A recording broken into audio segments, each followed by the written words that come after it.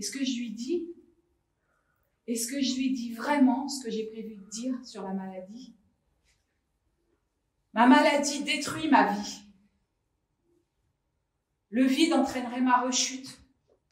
J'ai peur d'être dépendant des soins et de l'hôpital en particulier. J'ai tendance à m'énerver pour un rien. Je suis isolée de ma famille, de mes amis. J'en ai plus. Un grain de sable dans le rouage et je rechute. J'ai peur. L'addiction, c'est pas une maladie comme les autres. J'ai honte aussi. J'ai rencontré une personne qui m'a ouvert les yeux. Alors je suis là. Votre maladie détruit votre vie. Le vide entraînerait votre rechute.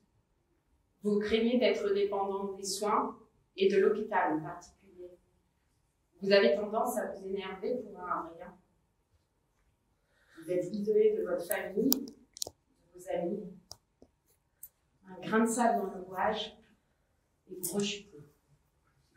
Vous avez peur. Vous avez honte.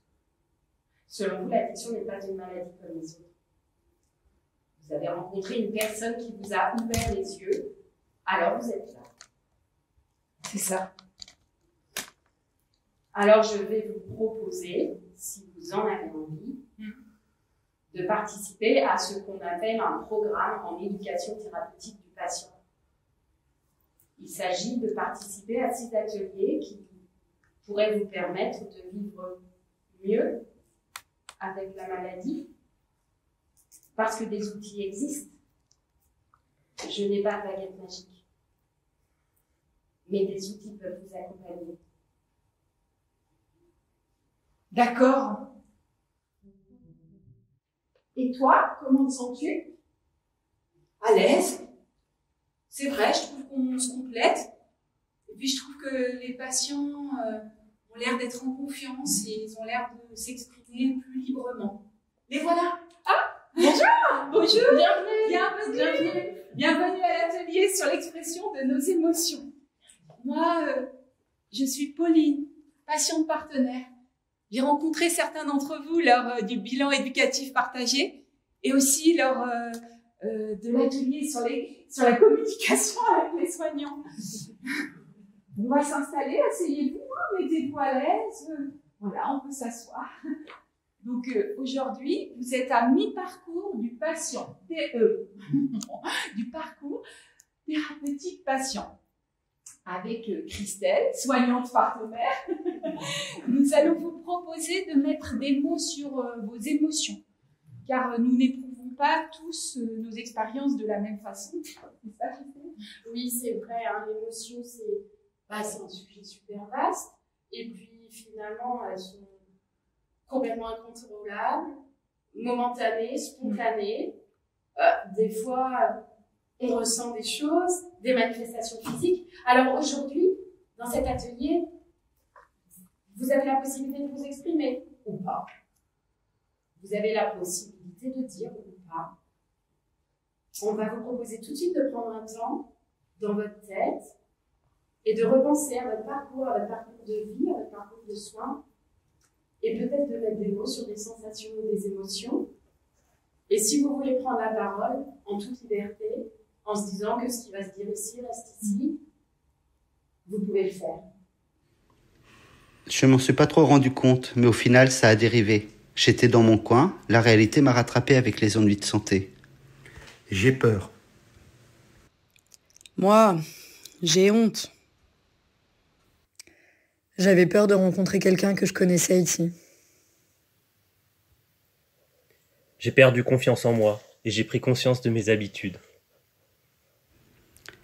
Je ne sais pas trop si j'ai envie d'en parler. Garder ça pour soi ou partager, à quoi ça sert? On peut tous dériver, mais quand ça arrive, c'est plus compliqué. Il faudrait que ça vienne de moi, sinon ça ne marchera pas. Mais je suis seule.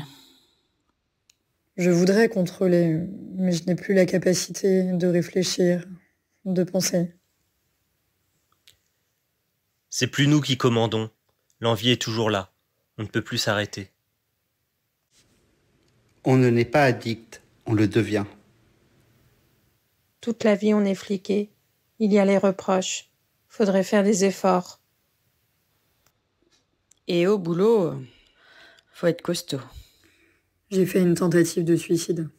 J'ai fait comme toi.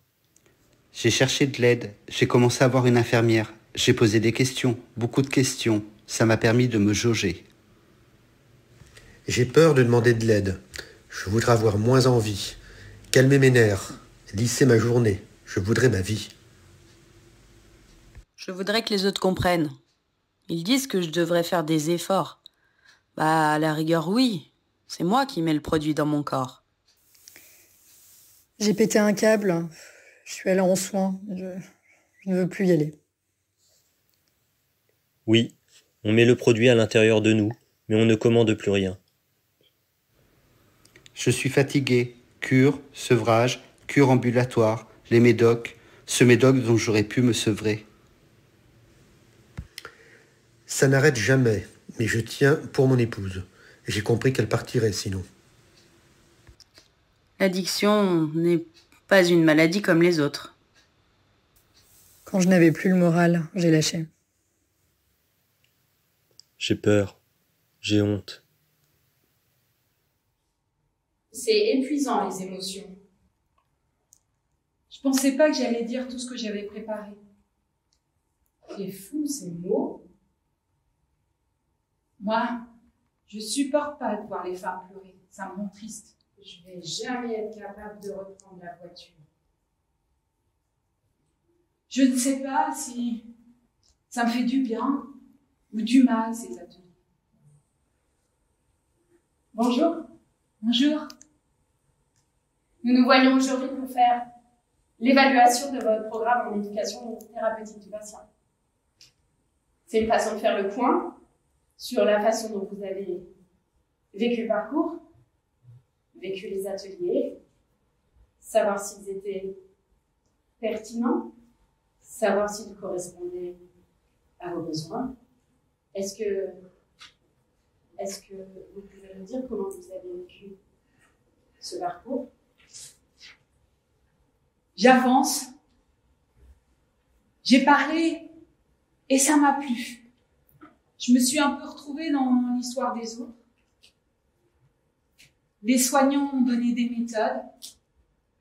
La passion de partenaire a donné le conseil. J'avais beaucoup d'attentes, alors je suis quand même repartie un peu déçue. Mais on m'a donné des clés, mais aucune baguette magique. Je me trouve plus à l'aise avec les soignants depuis. Je comprends mieux. J'ai apprécié. J'ai souffert.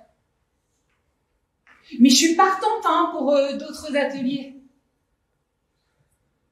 On m'a donné la parole, alors je l'ai prise.